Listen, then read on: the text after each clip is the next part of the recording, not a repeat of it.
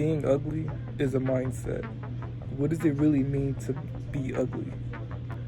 Dictionary.com says to be ugly is to be unpleasant or unattractive. My key takeaway is the or. Can you be attractive and still be ugly just because you're unpleasant? Are these two things mutually exclusive? Yes, these can be mutually exclusive. We've seen times where there may have been attractive people, but really they have unpleasant personalities, and that makes them unattractive. And we more easily begin to see what we may consider their flaws.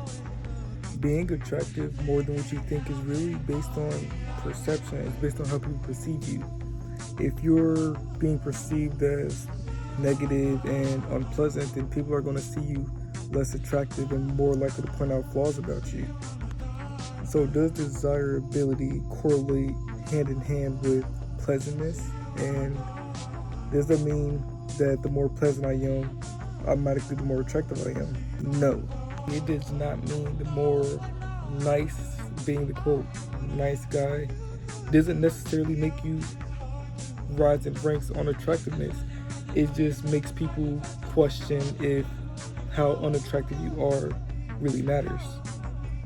And isn't that kind of the goal? If your unattractability is kind of being overlooked and people are starting to see you appealing, because the goal is to be appealing. The goal is to be able to find somebody that's able to deal with you and want you and love you.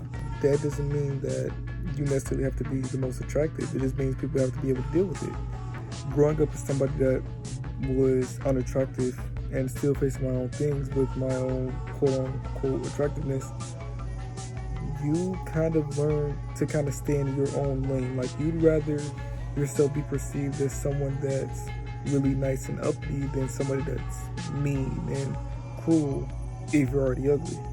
Growing up ugly, I never dared to sit here and be mean and be cruel. I was always known as the really hospitable, really nice, really great to hang around, funny, charismatic person, because I knew if I were to ever flip a switch and be anything but that, people would be repulsed to be around me, on top of the fact of my looks. And then they'd really be able to point out my flaws more easily once they see that I have so many. It's hard to overlook the flaws of somebody that you already don't like, but it's easy to overlook the flaws of somebody that is really nice and really sweet to you.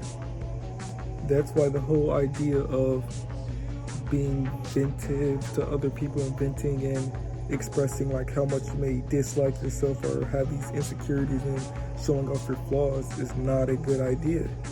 Because once you start pointing out these type of flaws and these issues that you have with yourself, it makes it easier for the person to really see the things that you see, because nobody's really looking at you 24/7, 365 to see the flaws that you see within yourself, because you're looking at yourself every day.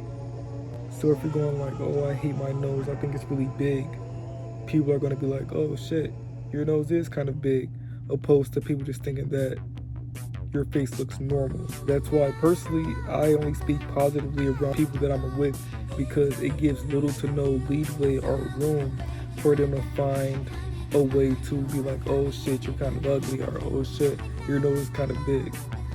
Because it really does sting for somebody that unintentionally point out the insecurity that you have, even if it's in like a joking and funny way, and then you kind of feel like it kind of solidifies, oh shoot, this is really how I am. Like, and it really kind of confirms how people perceive you and how the way that you're perceiving yourself is correct. That's why you should never allow a person to perceive you negatively. If you are really nice, charismatic, and loving, and patient with people and endearing, then it's going to make you at least appear as more pleasant, and it makes it easier for you to be desirable. Because it really is a thin line between your desirability and your ability to be desired, if that makes sense. The idea that beauty is in the eye of the beholder kind of doesn't make sense if you're the one that's choosing the way that you want to be held. You're the one that's choosing how they perceive you. You're beholding yourself.